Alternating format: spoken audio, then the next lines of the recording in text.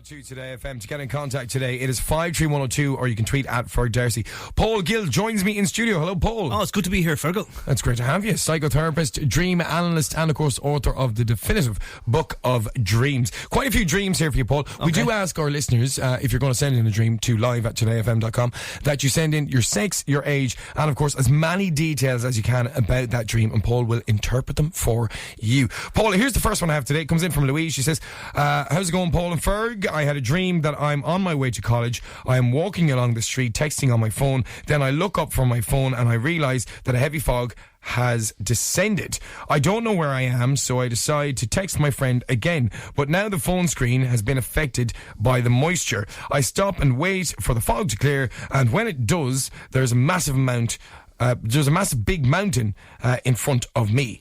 It's as if I've changed country or something. When I turn behind me, there is a massive, fast-flowing river, so I can't go back.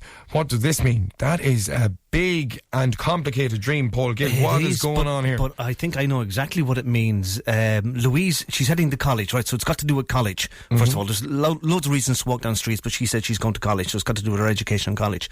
She's preoccupied texting and she doesn't realise that the fog has come down. I think she's probably a little bit behind in her studies. The fog means that you can't see what's out there. You haven't got a clear vision of she hasn't got a clear vision of where she's going, so she does the prudent thing. She stops, wait for the fogs to lift. She can't text her friend. The screen on the phone has been affected. That means she probably feels a little bit isolated on her own, maybe can't communicate this to anybody. And then you say there's a big mountain in front of her and the fog does lift.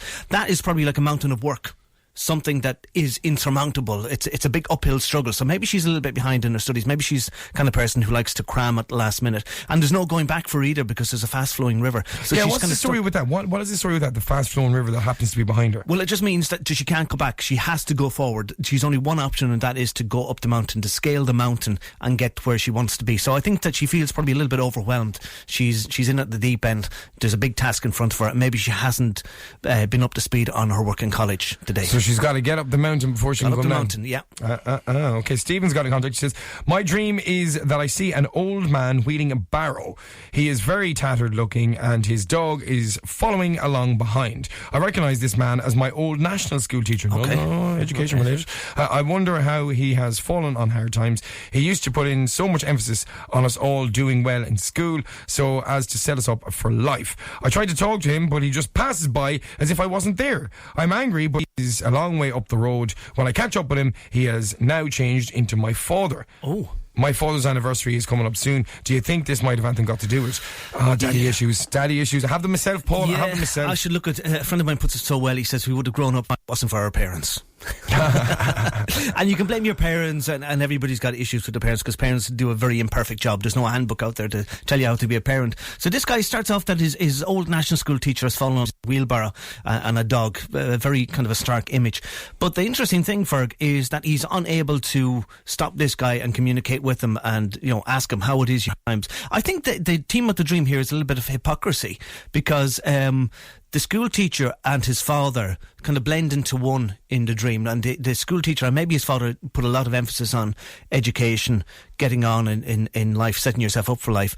And there's anger there on the part of the dreamer, where he feels that he's been, if you like, that it isn't all just about education. It isn't all just about getting on the best in life. So he wants to confront these two characters, which really are one and the same, the school teacher and his father, to try and he's not being heard. And I suppose the fact that his father's anniversary occurs around this, that he has father issues, and just because somebody has passed on doesn't mean that you cannot have issues with them. Okay, brilliant. Okay, is that what you think it is? Get in contact at 53102. By all means, do. Last but not least, I've got Ian who's got in contact. He says, hi guys, I often dream that I have to go for an operation. I don't want to have it, but I'm told I must. I try everything to escape, like taking a bus to the airport, but I'm always caught. The dream always ends with me in the operating table, or on the operating table, I should say. I'm supposed to be asleep, but I'm not. I'm screaming at them not to cut me open, but when they do, there's nothing inside. No blood, no guts, no gore, nothing like that. Oh. No, nothing. They look at me and then they know that it's time for me to wake up. Ian. Wow. Okay. I think Ian feels hollow on the inside. Really? Nothing. That's There's brilliant. nothing. Yeah, yeah. There's nothing in him. He doesn't want to be found out. That's probably why he's avoiding the operation. So he probably feels hollow on the inside, and he's trying to go to great lengths, getting a bus to the airport, and he's captured. He needs to face up to reality. I think everybody has that to some degree. It's what's called imposter syndrome, where we feel that we aren't as we are perceived. A lot of people in television and media, and I think it was it Lindsay Lohan or Uma Thurman professed to have this as well, that she felt that the next day somebody was going to knock on her door and ask for the Oscar back, that there was no substance to her. So we all have this to some degree, because everybody is basically human at the end of the day, and some people achieve more than others, but basically at the end of the day we're all human. We feel the exact same feelings, we've got the same insecurities. So I think in the dream, he doesn't want to be found out, he doesn't want to be cut open to find that there's no substance to him, there's nothing on the inside.